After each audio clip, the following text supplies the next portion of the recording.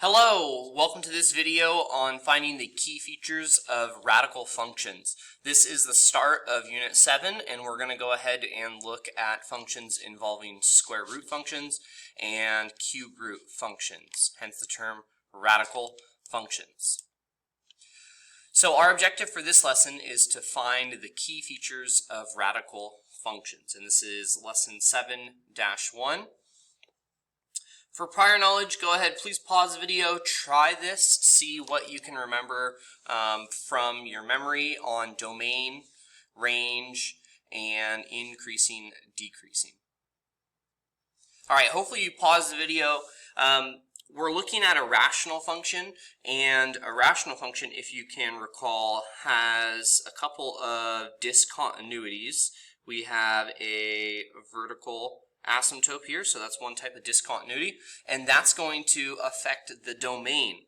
The domain values are all real values, are x values such that x is less than 3, where the vertical asymptote is, or it could be x is greater than 3. All values, just not including 3. And as an interval, that would be negative infinity to 3, union 3, to infinity. Now range has the same idea. Again, remember range, we have all real values except for this discontinuity for the y values, which is the horizontal asymptote, and that's occurring at y equals 2. So the range would be the y values less than 2 or the y values greater than 2. And again, as an interval, negative infinity to 2, union 2 to infinity. Now lastly, increasing, decreasing. Remember, increasing is just if a function is going up from left to right. Decreasing is if a function is going down left to right. So looking at this function, and kind of helps just to drag a pencil across the function, we are going down from left to right. So this is a decreasing function. Alright, so let's go ahead and we're going to talk about the key features now relative to a radical function. And the first function that we're going to go ahead and look at is a square root function. So you can circle this one. This is a square root function. And it has a characteristic that it has one endpoint located here. And it has one end that will continue on forever. So this is a square root function, and we'll talk more about kind of why it just has one endpoint. But first, let's go ahead and talk about the domain and the range. Now, what I recommend for these functions is listing an ordered pair wherever that endpoint is. So here's the endpoint, and if we were to go ahead and make an ordered pair, this would be at 4, 5. 4, 5. Now, why is that important? Well, because that is an endpoint for our domain and our range. And if we're talking about domain values, the domain starts here at 4. We're including 4 because I do have a point at 4. And then all of the x values for this function continue on in this direction. Okay, and so if you're thinking about this also kind of like a number line, if I made a number line here and I just said, hey, here are my x values, here's 4, and my function's continuing in this direction, going towards positive infinity. You could say, for inequality notation, that this is x is greater than 4 and equal to 4, because I'm including that endpoint. So x is greater than or equal to 4. As far as set notation, it looks just like the number line here. That would be 4 including it, so I'm going to put a bracket, all the way to positive infinity. Now range is kind of the same idea, except instead of using our x values, we're going to look at our y values. And our y values start here at 5. Again, I'm including 5, and then the y values are going up. They're increasing, right? So like I have a y value here, that is 7. I have a y value here, that is 8. I have a y value here, that is 9. Albeit they're starting to go up really slowly, but eventually, right, they will reach positive infinity. So if I was to make another number line here, so y, and I placed 5 here, again, I'm including 5, and then all my y values are going up. They're going towards positive infinity. So the range is going to be y is greater than or equal to 5. And then as an interval notation, again, 5 to infinity. And I include 5. I have a point at 5, so I put a bracket, closed bracket. All right, so that is domain and range. Now we're going to go ahead and look at end behavior. And square root functions, like I said, they only have one end behavior. One end behavior. Again, this is for square root functions.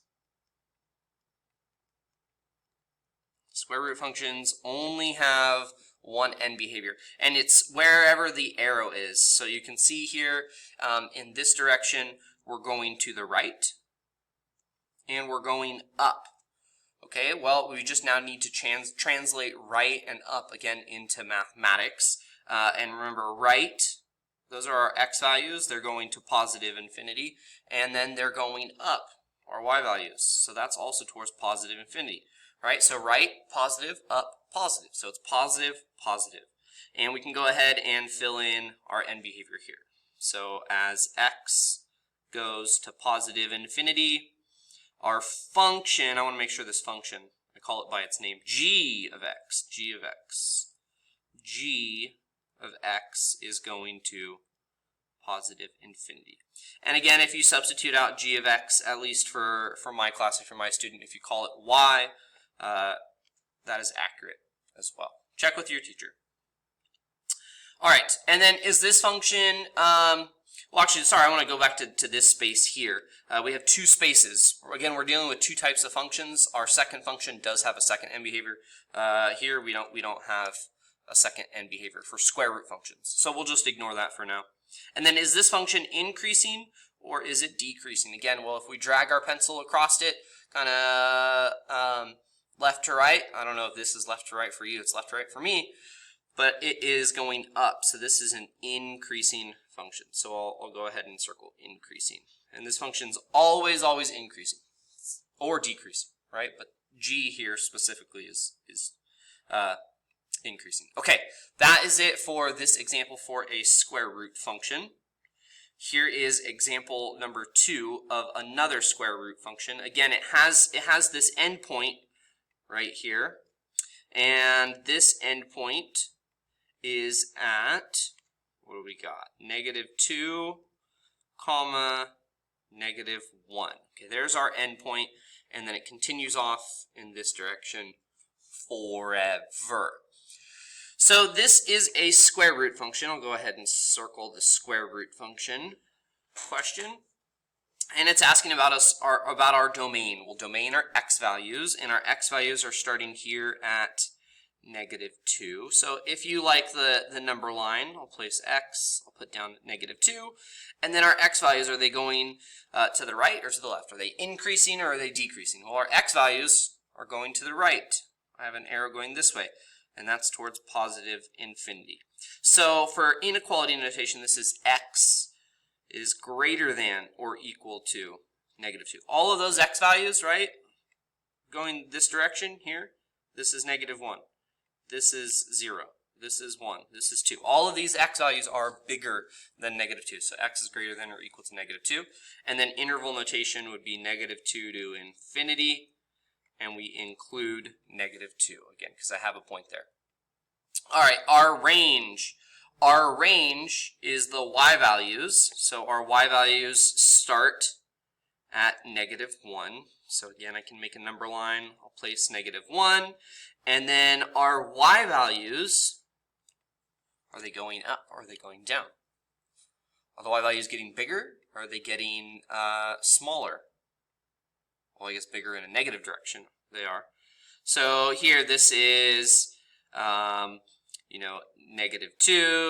This one here is -3. This y value here is -4. So they're getting smaller, or they're decreasing, I should say. And they're going towards negative infinity. Okay, so that would be all of the y values less than or equal to -1. -1 in this case is kind of like the ceiling. And then for interval notation, you can kind of look at your number line here. We go from negative infinity to negative 1. And a common question I get asked is, does order matter? Do I have to put the negative infinity first? Will it be fine if I put negative 1 first? The answer is it does matter in this case. Interval notation is always in order you have your lower bound to your upper bound. So negative infinity is your lowest value, right? That's definitely lower than negative 1, so you're going to put that one first. Okay. End behavior, again, we only have one, and that is over here at this arrow. We're going to the right again, but this time we're going down. So right, that's positive. Down, that's negative. So our end behavior is going to be as x goes to positive infinity, our y values, or g of x, goes to negative infinity. And the two examples I showed you were just x going to positive infinity. You can have an example where it goes the other direction, and we'll see that in this lesson. Okay, is this an increasing or a decreasing function? Well, as I go left to right, is it going up or down? And it's definitely going down, so this is a decreasing function. Left to right, up or down, decreasing. Okay, here is a practice problem. Again, if I'm going too fast, pause me. Pause me, get these notes, get all this down. If you have any questions, pause me, write it down. You can ask a neighbor or reach out to your teacher. Here is the next example. Go ahead, pause this video, and I will reveal the answers here in a second. All right, here is the solution. This is a square root function, and we have our domain x is greater than or equal to negative 3, with the interval being negative 3 to positive infinity. Inclusive of negative 3, we include negative 3. Our y values are greater than or equal to negative 4, and that interval would be negative 4 to infinity. The end behavior, we're going to the right, and we're going up, so that's positive, positive. And then obviously this function's increasing. So something that you may notice or may be curious about, set notation. Don't worry about the set piece. You can kind of ignore this squiggly bracket and then the line. We really just want you to write inequality notation for our class for Math 3, okay? All right. The next type of function that I'm going to introduce you to is the cube root function. Cube root function. So here is the cube root function. And the awesome thing about cube root functions is they go on forever. There are no domain restrictions. No domain restrictions. So why is that awesome, Mr. Schwarberg? Well, I will tell you why that's awesome. Because the domain is always, always, always, always, always negative infinity to positive infinity. Always, for all of these. And guess what? The range, look, I don't have any discontinuities for our y values. We're going all the way from kind of over here. Again, that direction is always going to reach negative infinity.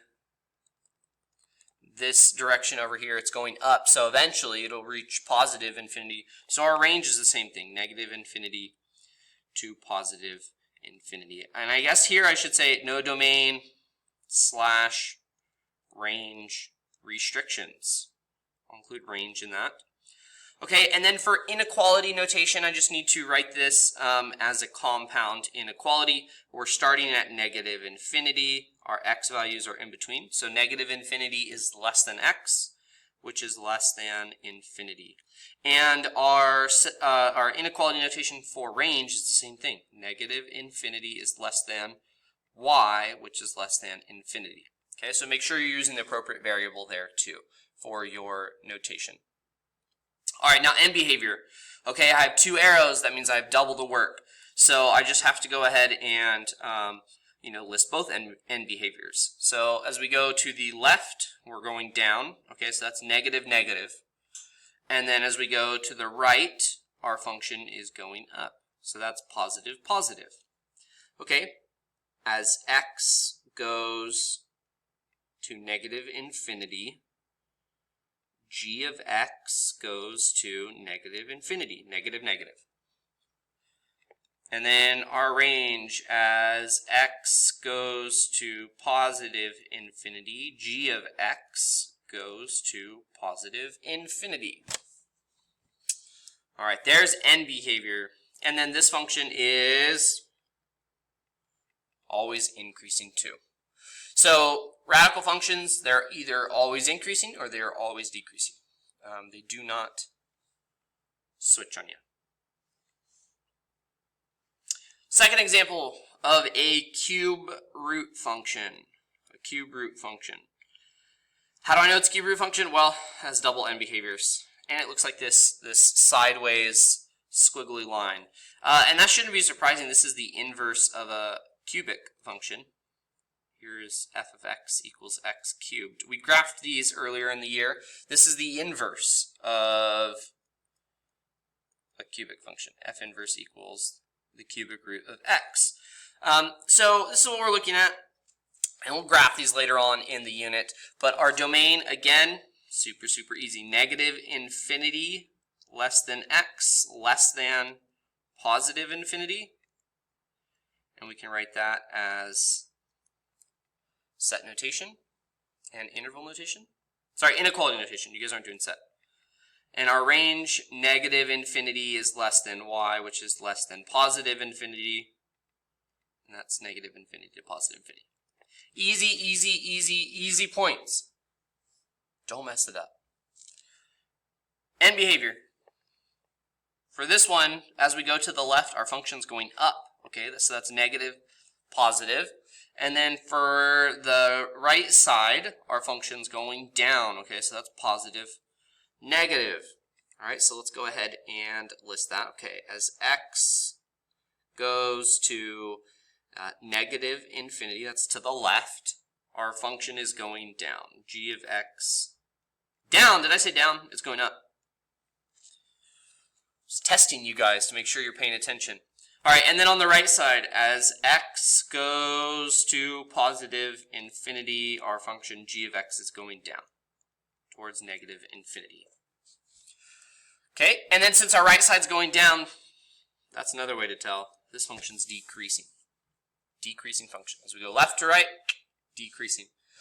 Okay, so those are my two examples for cube root functions. I have an example for you here. Pause the video, give this one a go, and I'll reveal the solutions here. All right, here are the solutions. Cube root function, domain and range, negative infinity to positive infinity, doesn't change. Our end behavior, similar to that last example that we had. On the left side, our function is going up. On the left side, the function is going up. So that is positive, negative. And then on the right side, our function's going down. Down. If my computer will let me write. So that is, oh, I flip-flopped them. This one is negative, positive. That's the left side. And then on the right side, it is positive, negative. Our right side's going down. Another question that comes up, does it matter which order, does this order matter in which I write these? Can I write the negative side first? I don't care.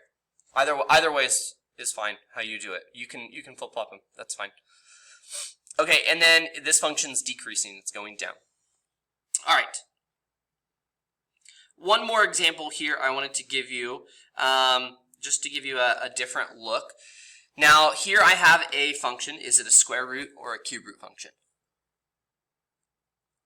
Well, it has an endpoint, and it has only one arrow, so this is a square root function. Square root function. Our domain, well, this function starts at 3, negative 1. And our x values, if I was to make a list, here's 3. Our x values are getting smaller, or they're going off in the negative direction. They're decreasing. This is x. So our domain are the x values less than or equal to positive 3. And as an interval, this would be negative infinity to positive 3, including the 3. Our range for our y values. Well, our y values, the endpoint is at negative 1. And are our y values growing, or are they, kind of shrinking or going, growing in the negative direction? Well, looking at our y values, they're kind of going up. Negative 1's the lowest value. So that would look like this. So this would be y values greater than or equal to negative 1. And as an interval, this would be negative 1 to infinity. All right, M behavior, the good thing is we only have one. So on this one, the left side is going up. So this is going to be as x goes to negative infinity, g of x goes to positive infinity. Okay, left is negative, up is positive. And this function, we're going from left to right. It's going down from left to right. So this is a decreasing function. Decreasing function. Okay, I have a couple more examples here that I wanted to show you. Please pause the video and I'll show the solution here. Try this one. The domain and the range can be tricky for these next two, so give it a go. All right, here is the solution. Our x values are greater than or equal to 6. Here's 6, and our x values are going this way. And then our range, these are the y values. We're starting at 3, and we're going down. So y is less, did I say 3? 2. Y is less than or equal to 2. All right, and then here is the final practice problem I have for you. So please pause the video, try this example. All right, here is the solution. And again, our domain is x is less than or equal to negative 1. We start at negative 1, and the x values go in the negative direction.